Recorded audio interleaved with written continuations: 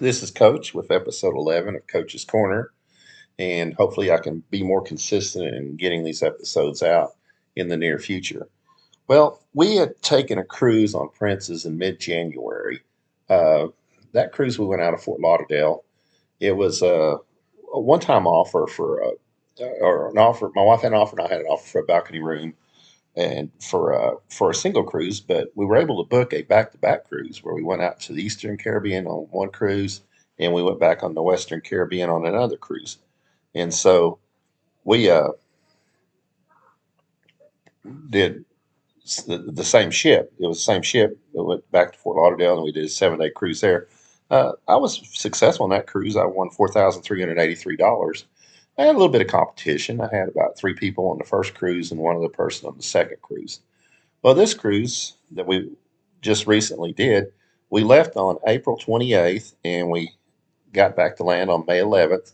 And again, it was out of Fort Lauderdale.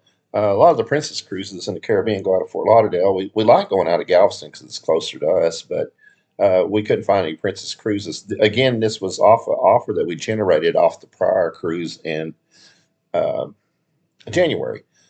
Each one of us were supposed to get a mini suite. Kim had a mini suite, my wife had a mini suite, and I had a mini suite. And then each one of us had $2,000 in free play. Well, when we went to book the cruise, we were told mini suites were not available, that we'd have to settle for a balcony room. So we did. I was a little perturbed that after we booked the cruise that we were getting offers to upgrade to a mini suite. And I thought, well, why in the world was that the case? And actually, once I got on the cruise, I was playing next to a lady at one of the machines, and she explained to me that the casinos are have only a certain number of mini suites they can give out for any particular cruise. So probably what happened is we had booked that offer after all the mini suites were taken up on the cruise ship. So I wasn't as upset about that, but I was upset initially thinking, well, okay, there's mini suites available and we're not able to get one. We still got our $2,000 free play each on the cruise, which I'll talk about later. But anyways, we got on April 28th. This ship was a little bit smaller than the one that we took in January. This ship's called the Princess Caribbean. In January, we took the Princess Star. Princess Star is one of their newer, bigger ships. Uh, this ship, I think, has a maximum capacity of 3,000 folks.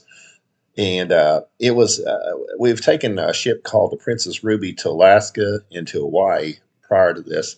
And you could almost just look at the same floor pattern. Uh, all the things that were on the Ruby in one place were also on this same ship as well. So we didn't have much trouble navigating the ship at all. The buffet was on the same floor in the same spot.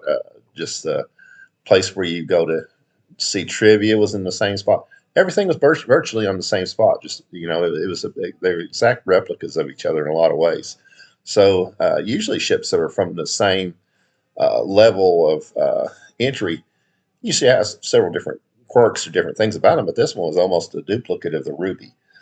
It was a nice ship. We enjoyed the ship and stuff. The ship itself, they had some decent entertainment. The only negative I can say is the lunch buffet was basically the same old stuff every single day. And by the end of the last few days, I was just grabbing pizza instead because I was so tired of all the same stuff on the buffet. The only thing that really changed was maybe the carving station, but everything else was exactly the same day in and day out. But anyways, let's get to the important part. The casino had, I would say, I think I counted 16 advantage games. They have five games that are very common just about all the casinos today, and have been common on every single Princess cruise ship I've seen in every on the Royal Caribbean ship that we took in the last few years. It's a fairly newer game. It's not super new. It's been around a couple of years, and it's very popular. And even the non APs pick up on this game at times. So sometimes in the real world, it's as far as landline casinos, it's sometimes hard to find plays in this game. Uh, every now and then you can find some diamonds in the rough, and if you just enter at lower numbers than some people do, you can find more plays. But anyways, there were several of these. There was a couple of there was two machines that are almost extinct nowadays. They've been replaced by several things. In fact, I think the only places I've seen these was on the Ruby and on this ship, this game. And then there was a couple other games even older than that. Uh, I did see a casino first for a cruise ship. I saw a must hit buy machine that I never have seen on any other cruise ships. And I was really surprised to see it. I was actually happy to see it because it's one of my favorite games out of the group of three of them. And so there was a pretty good collection of different games. We did a little scouting before the ship took off, and one of the five newer games I saw play instantly that I said I'm going to go down to the um, casino and be there when the casino opens. And so uh, another guy sat down next to me by the same machine, and we started talking before the casino opened. And initially, I thought, "Oh no, I got competition already." But the more I talked to him, the more I just realized he just likes this game, and he says he played it a lot on his last cruise and got enough points to get a free cruise on it. So I said, "Okay, that's good." So, but anyways, the first day I started out early. We played, and I won $864 on slots and lost $19 on video poker. Now, what I'll do sometimes is they have triple play dimes on about three of the video poker machines. I'll go play those some when I just can't find anything else to play, and if I just want to try to generate some points. Initially, uh, we looked at the numbers to get points on a cruise ship on the Princess cruise ships just varies from cruise ship to cruise ship, and from the number of days on the cruise. On this 13-day cruise, uh, to get a balcony room of $500 free play was 25,000 points. In January, we took a 7-day cruise to get a mini suite with $2,000 free play was 25,000 points. So you can see the difference between a 13-day cruise and a 7-day cruise. So it just varies. The I think the if I was going to get the $2,000 free play in the mini suite, I was going to have to earn 50,000 points, and I just didn't see that happening on this cruise. I made it a goal to do the 25,000 points, which would give us the balcony room and $500 free play. Second day, won $507 on slots and lost $29 on video poker. Trend kind of continues. On the third day, I won $643 and lost $89 on video poker. And then the fourth day was a great day on slots. I won $1,349 and even won $6 on video poker.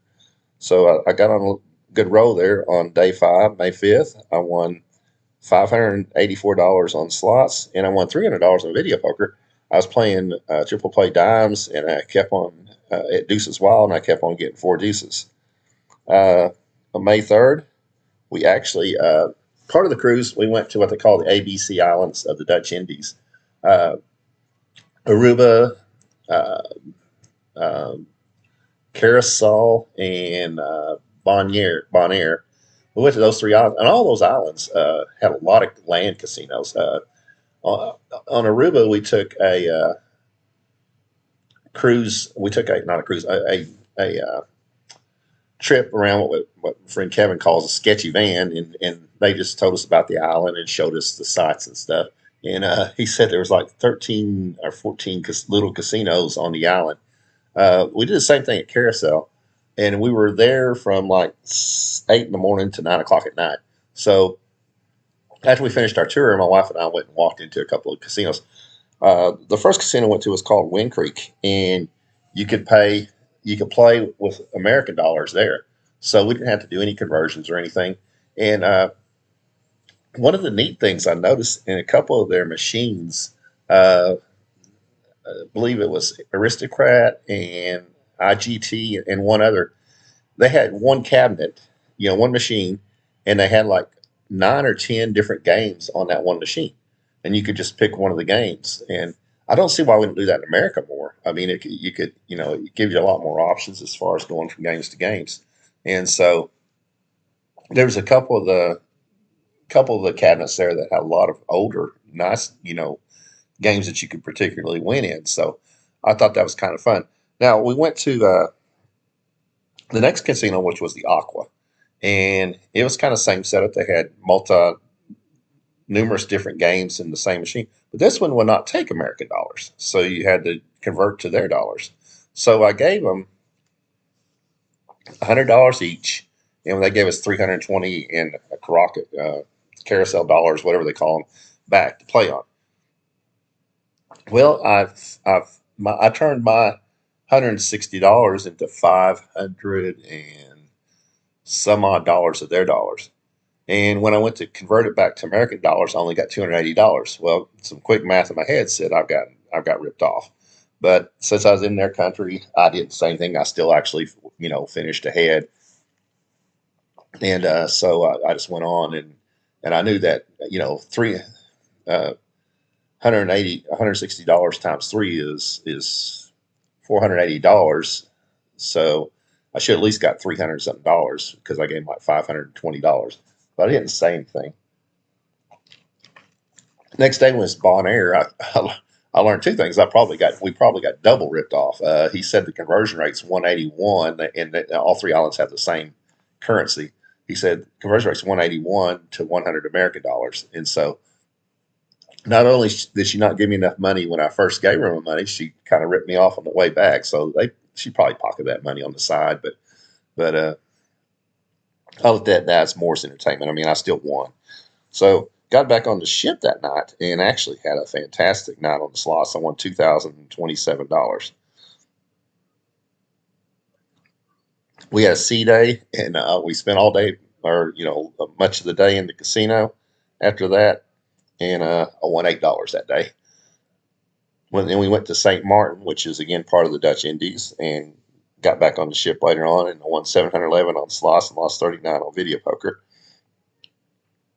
Then we had another C day where I won $128 on slots and lost 51 on video poker.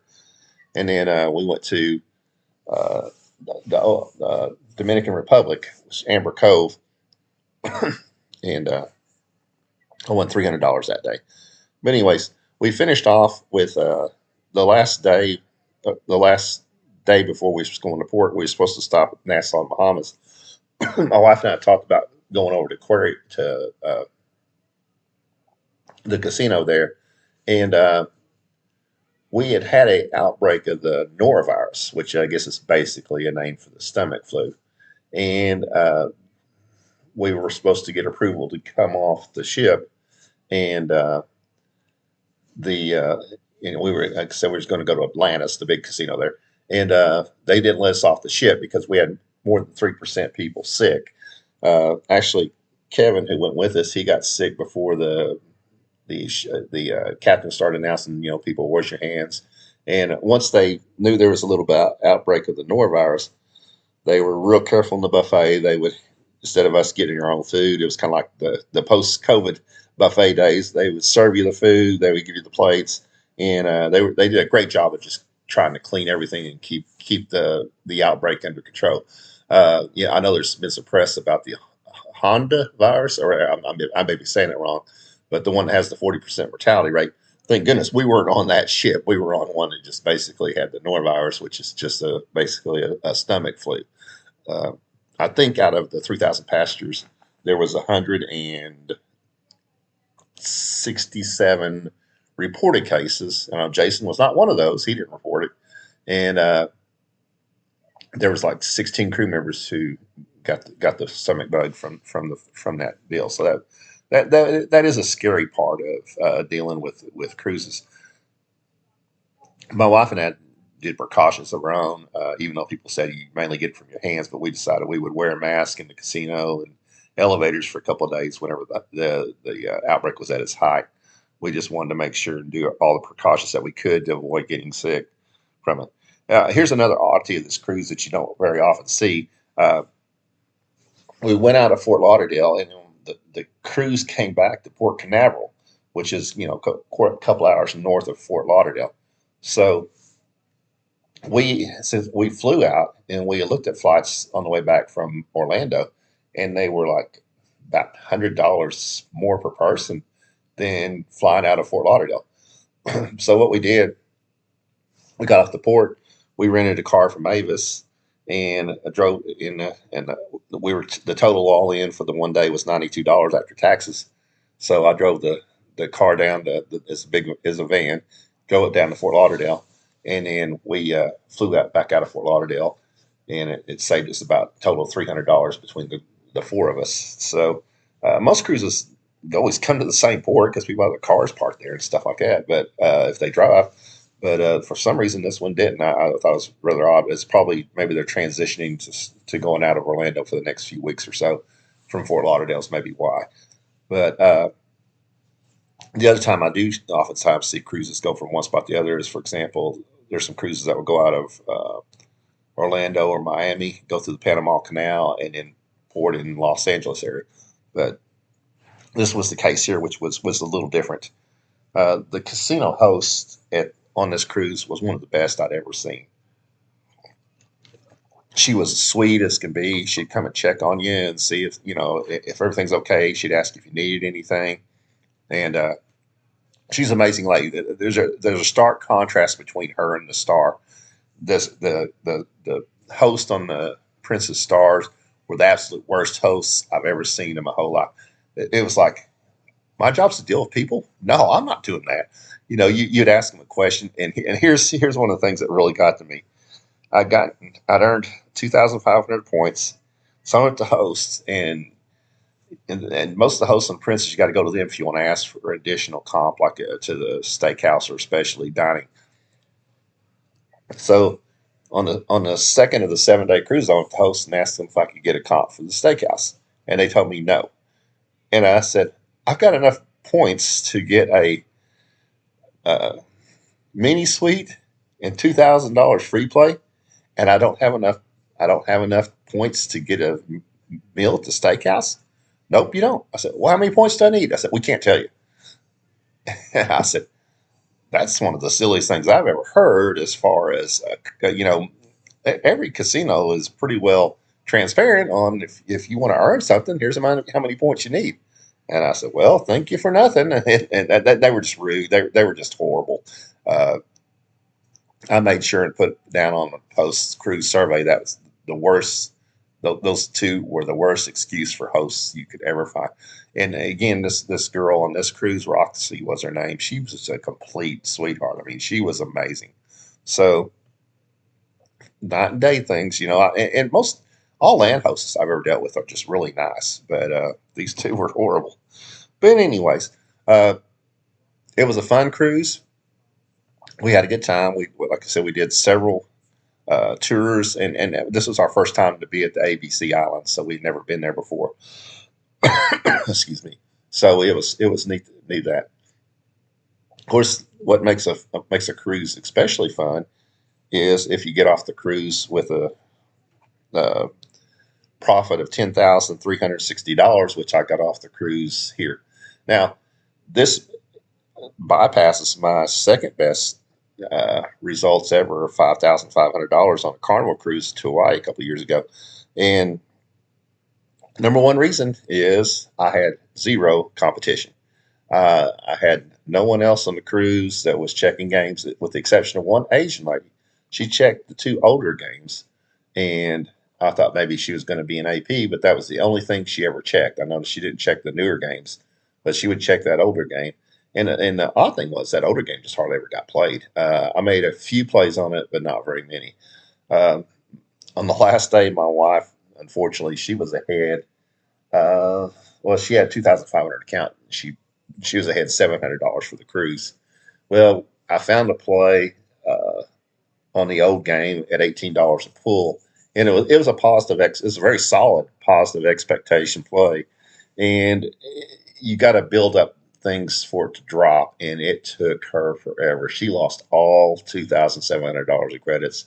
She didn't want to download any money more, charging more to our cards. So I went to the up to the cabin, and we had to put 1,500 more dollars into the game for finally what she was chasing dropped. She did it's probably the best case scenario when it dropped. It dropped for $1,975.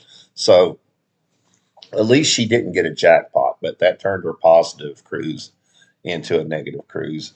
It was a $2,500 swing into the negatives.